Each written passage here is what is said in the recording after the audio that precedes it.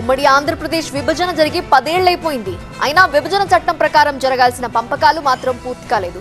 తాజాగా ఇదే అంశంపై ఏపీ సీఎం చంద్రబాబు తెలంగాణ ముఖ్యమంత్రి రేవంత్ కు లేఖ రాయటం ప్రాధాన్యం సంతరించుకుంది.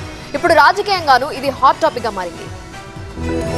విభజన అంశాలపై చర్చించుకుందామంటూ తెలంగాణ సీఎం రేవంత్ రెడ్డికి ఏపీ సీఎం చంద్రబాబు లేఖ రాయడం ఇప్పుడు తెలుగు రాష్ట్రాల్లో ఆసక్తి రేపుతోంది.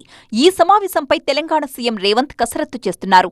డిప్యూటీ సీఎం భట్టి విక్రమార్కతో కలిసి హైలెవెల్ మీటింగ్ నిర్వహించిన సీఎం రాష్ట్ర విభజన తరువాత ఇప్పటికీ అపరిష్కృతంగా ఉన్న సమస్యలపై ఆరా తీశారు. తెలంగాణ హక్కులకు భంగం కలగకుండా 2 రాష్ట్రాల మధ్య పెండింగ్ సమస్యల్ని పరిష్కరించుకోవాలని నిర్ణయించారు. ఇప్పటికే మంత్రులు ఆయా శాఖల అధికారులతో చర్చిస్తున్నారు. రోడ్లు, భవనాల శాఖకు సంబంధించి ఏపీ అధీనంలో ఉన్న ఆస్తుల్ని స్వాధీనం చేసుకుంటామన్నారు మంత్రి కోమటిరెడ్డి. పూర్తి వివరాలు సిద్ధం చేయాలని అధికారులతో నిర్వహించిన సమావేశంలో స్పష్టం చేశారు మంత్రి. ఈ అంశం పొలిటికల్ గా చర్చనీయాంశమవుతోంది. ఏపీ సీఎం చంద్రబాబు రేవంత్ కు లేఖ రాయడంపై భిన్నాభిప్రాయాలు వ్యక్తమవుతున్నాయి.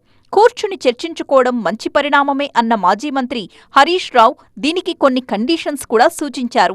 రాష్ట్ర విభజన జరిగిన కొత్తలో పోలవరం కోసం ఏపీలో విలీనం చేసిన 7 మండలాల్ని తిరిగి తెలంగాణకిచ్చే విధంగా చంద్రబాబుతో చర్చలు జరపాలని సూచించారు.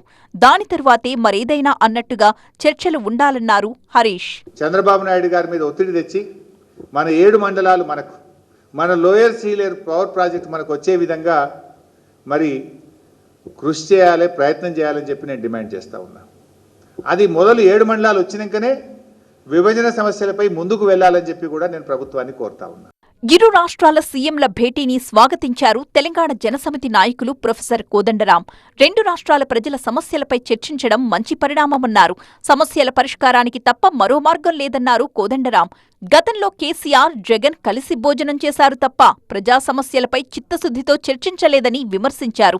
త్వరలో జరగబోతున్న తెలంగాణ, ఏపీ ముఖ్యమంత్రుల భేటీ సఫలం అవుతుందా?